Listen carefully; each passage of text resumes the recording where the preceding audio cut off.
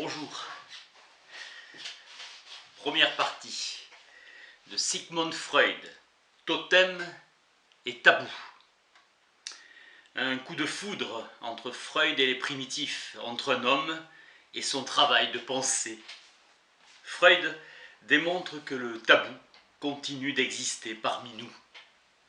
Il en résulte la croyance entre la toute-puissance et rappelle le fondement du tabou, action interdite.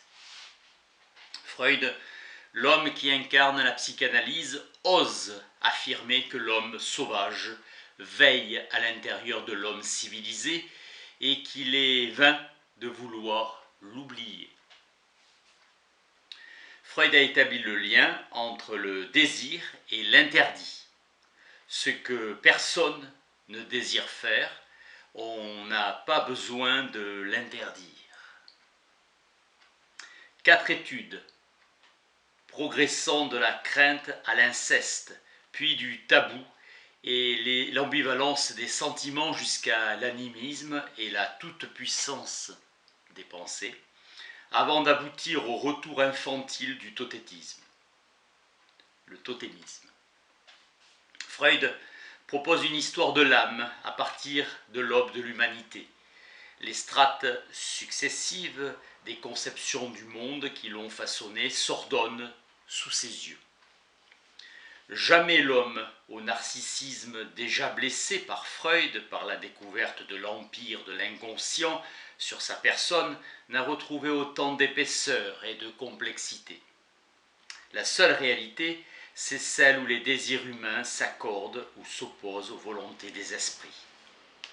Pour l'homme primitif, l'animisme était naturel et allait de soi. L'évolution ultérieure de l'humanité, la condition à adopter la conception religieuse du monde, où la séparation engagée entre le sacré et le profane permet d'esquisser la distinction entre la réalité physique et la réalité psychique. Au stade animiste, l'homme s'attribue à lui-même la toute-puissance. Au stade religieux, il a cédé aux dieux, mais n'y renonce pas, en guidant les dieux selon ses souhaits, en exerçant des influences. Dans la vision du monde scientifique, il n'y a plus de place pour la toute-puissance de l'homme.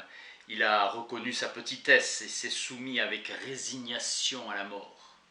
Dans l'ouvrage sont posées les prémices des articulations du psychique avec le culturel, générant un inconscient tout à la fois individuel et collectif. Et non pas deux inconscients comme chez Jung.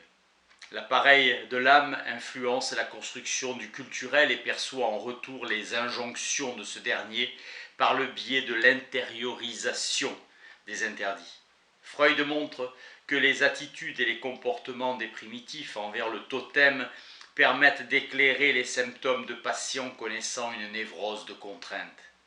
Rien n'a disparu des âges antérieurs de l'humanité.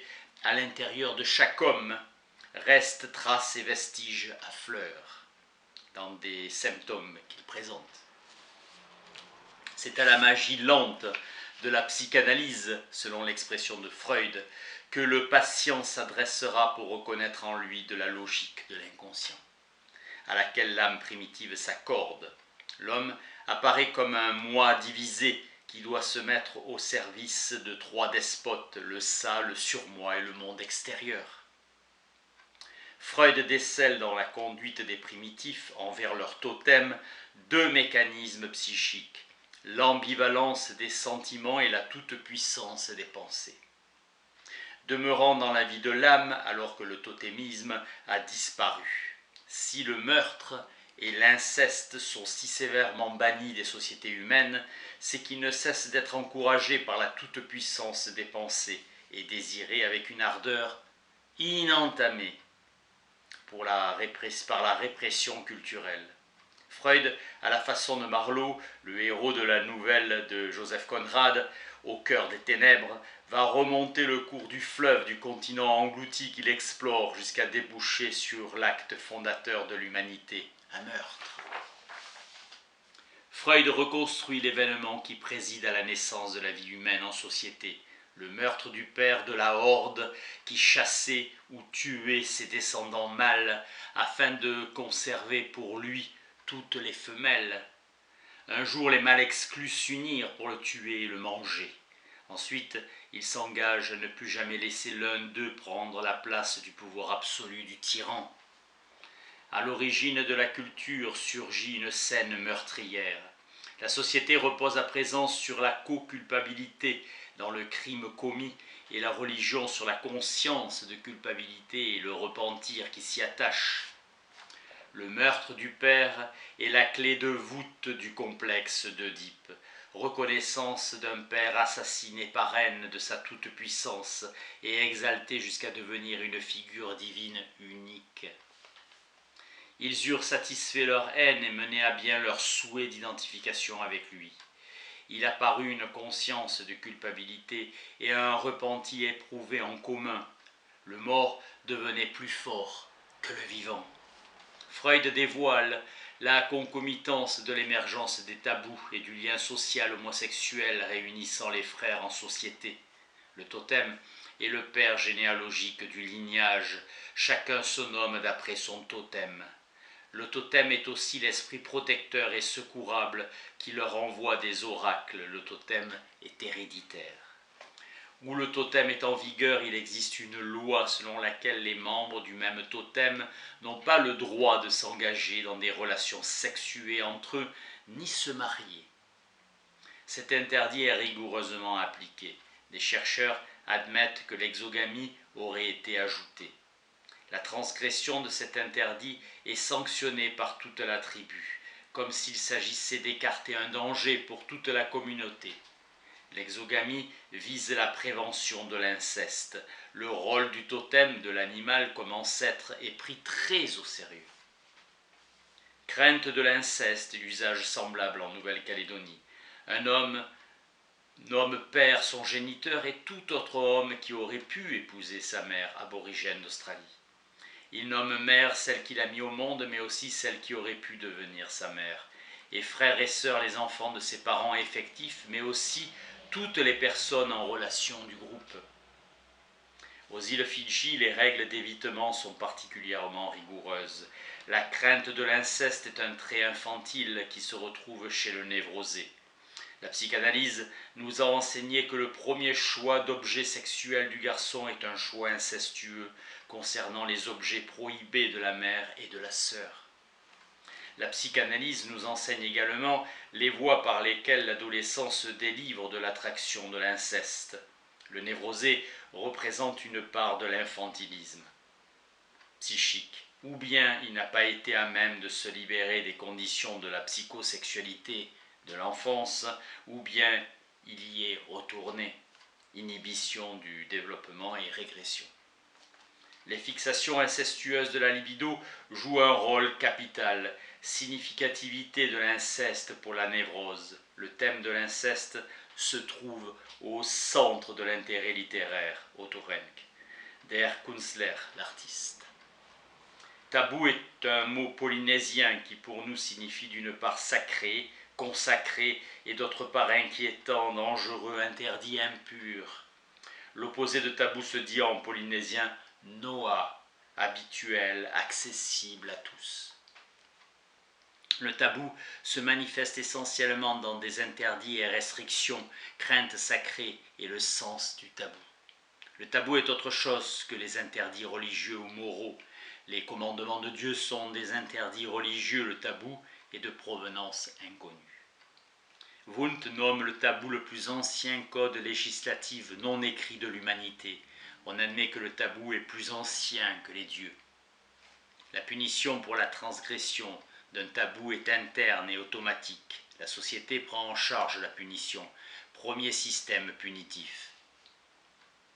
Celui qui a transgressé un tabou devient lui-même un tabou. Action de pénitence et cérémonie de purification. La transférabilité d'un tabou par des esprits est l'occasion de cérémonies d'expiation. Au fondement des interdits se trouve une théorie prétendant que les interdits sont nécessaires car cette force dangereuse se transfère comme une contagion. Tabou désigne le sacré, élevé au-dessus de l'ordinaire, et dangereux, impur, inquiétant. On ne peut approcher la compréhension sans aborder la croyance aux esprits et démons. Wundt dit que le tabou englobe tous les usages dans lesquels s'exprime la crainte d'objets déterminés en corrélation avec des représentations cultuelles. Tout interdit déposé dans l'usage et la coutume. Les véritables sources du tabou se situent dans les intérêts des classes privilégiées, n'étant à l'origine rien d'autre que la peur de la puissance démonique, croyance en une puissance démonique cachée dans l'objet, avec la psychanalyse, exploration de la part inconsciente dans la vie d'âme individuelle. L'interdit capital de la névrose, comme dans le tabou, est celui du toucher. Angoisse et délire du toucher. Entrer en contact. Les interdits de contrainte entraînent un renoncement et des restrictions de la vie. Pénitence, expiation et purification. Celui qui fait ce qui est interdit transgresse le tabou, devient lui-même tabou. Il a la dangereuse aptitude à en tenter d'autres. Cette transférabilité du tabou reflète l'inclination de la pulsion inconsciente à se déplacer par des voies associatives. La dangereuse force d'enchantement du mana, aptitude à rappeler à l'homme ses souhaits interdits et à l'entraîner à transgresser l'interdit. Le tabou est un interdit immémorial imposé par une autorité et dirigé contre les plus forts désirs des hommes. Le plaisir-désir de le transgresser continue d'exister dans leur inconscient. L'observance du tabou a pour fondement un renoncement, deuil de l'ennemi, abattu et scalpé chez les Indiens Choctaw. Un mois de deuil pendant lequel le tueur se soumet à de sévères restrictions. Les Indiens Dakota observaient un deuil semblable. Ces peuples sont dominés par une peur superstitieuse devant les esprits de ceux qui ont été abattus. Hallucination portée à la scène de Macbeth et de Richard III. Les sauvages avouent sans détour leur angoisse devant les esprits des ennemis tués. Le tabou des souverains, on doit se préserver d'eux et on doit les préserver. Ils sont porteurs de cette force d'enchantement, mystérieuse et dangereuse, qui se communique par contact et apporte la mort et la perdition à celui qui ne sait pas protéger. Dangereuse sacralité évitée par un cérémonial pour détourner les conséquences, redoutée. Effet curatif de l'attouchement royal. Les rois d'Angleterre ont exercé ce pouvoir sur les écrouelles de Kings et Will. La reine Élisabeth renonça à cette prérogative royale. Dans l'analyse, nous partirons de l'excès de sollicitude anxieuse donné pour le fondement du cérémonial de tabou. Excès de tendresse habituelle dans la névrose de contrainte qui réalise le cas typique de la position de sentiment ambivalent. Accroissement excessif de tendresse qui se manifeste sous forme d'anxiété. La méfiance paraît inéluctable d'une hostilité inconsciente. Lorsque le paranoïaque nomme une personne de son entourage pour être son persécuteur, il l'élève par là au rang des pères responsables de tout malheur qu'il ressent. L'action de contrainte est une protection contre l'action interdite, prétendument à la conscience, véritablement à l'instance inconsciente. C'est ainsi que le cérémonial du tabou des rois est pour eux le suprême honneur et la suprême sécurité. Fin de la première partie.